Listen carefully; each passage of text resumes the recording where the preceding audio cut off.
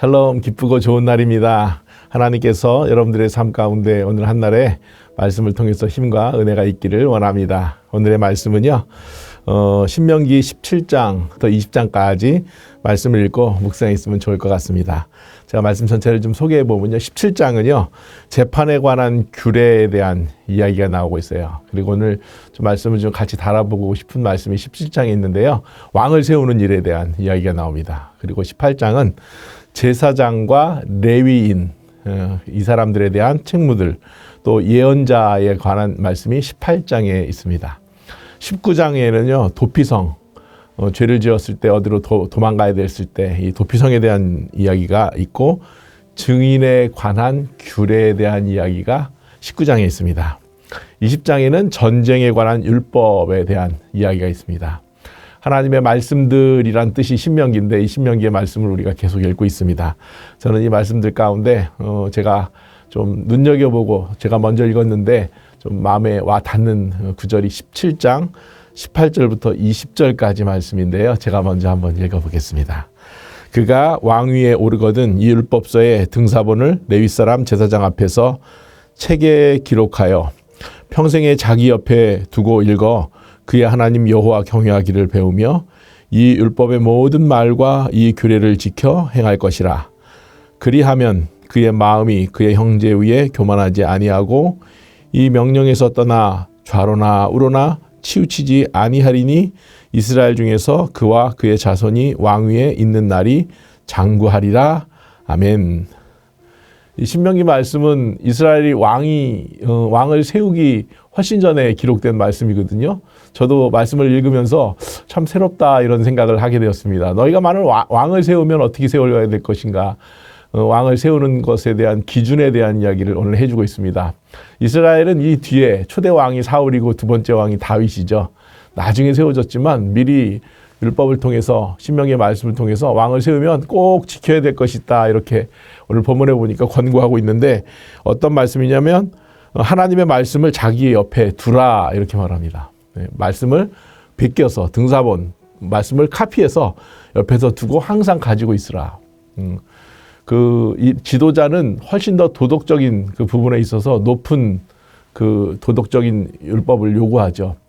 그냥 보통 사람만이 아니라 왕은 하나님의 말씀을 옆에 두는 사람이어야 됩니다. 우리 믿는 사람들, 하나님의 자녀들, 왕 같은 자녀들 옆에다 말씀을 늘 두길 원합니다. 하나님의 말씀이 여러분들의 삶을 지켜줄 것입니다. 그 말씀을 또 날마다, 우리 교회는 오늘의 양식이라는 말씀이 있어서 그 말씀을 늘 옆에 두어서 그 말씀을 묵상하는데 저도 많은 은혜를 받습니다. 두 번째로 기준이 있죠. 이 말씀은 기준, 좌로나 우로나 치우칠 일이 없다. 이 기준을 잡기 때문에 왼쪽으로 갔는지 오른쪽으로 갔는지, 내 삶에 어느 쪽으로 갔는지 잘 모를 때마다 기준이 있어요. 그것이 바로 하나님의 말씀입니다.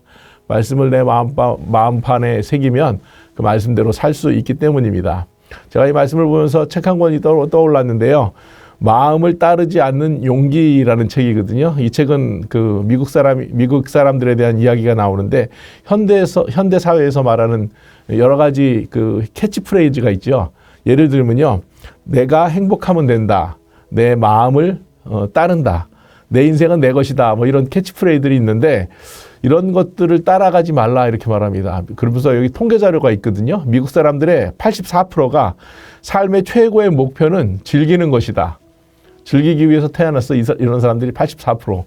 86%는요, 만족을 얻으려면 갈망하는 것들을 추구하는 것이다. 갈망하는 것을 잘 추구해야지 만족을 느끼는 것. 이렇게 살아야 된다. 91%가 자아 발견을 위해 내면을 들여다보는 것.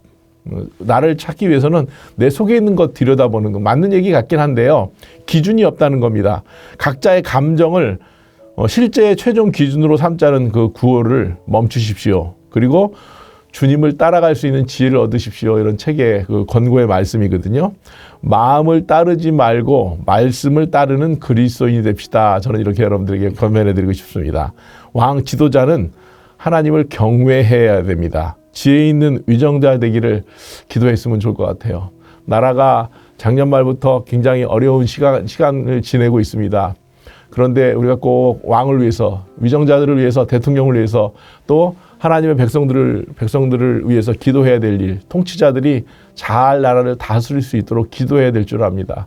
지도자는 하나님의 말씀으로 이끌 뿐만 아니라 하나님을 경외할 수 있는 사람이 되어야 됩니다. 하나님께서 우리 삶 가운데 찾아오셔서 우리를 통치하실 때 하나님, 우리가 나라를 위해서 기도하고 위정자를 위해서 기도하는데 말씀이 기준이 되게 하시고 좌로나 우로나 치우치지 아니하고 하나님의 말씀대로 살 수 있는 그런 지도자가 되게 하옵소서. 이런 기도도 좀 했으면 좋을 것 같아요.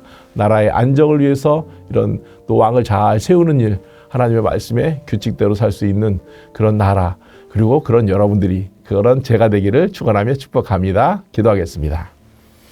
우리의 생명이며 삶의 기준이 되신 하나님, 오늘도 우리에게 말씀을 듣고 따를 수 있도록 힘을 주시옵소서.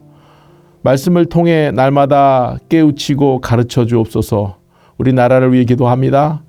위정자들에게 국민을 사랑하며 섬기는 지혜를 허락하옵소서. 통치자가 하나님을 두려워하게 하시고 세워주신 자들에게 규례를 지키며 선을 행할 힘을 주옵소서. 우리를 구원하신 예수님의 이름으로 기도합니다. 아멘.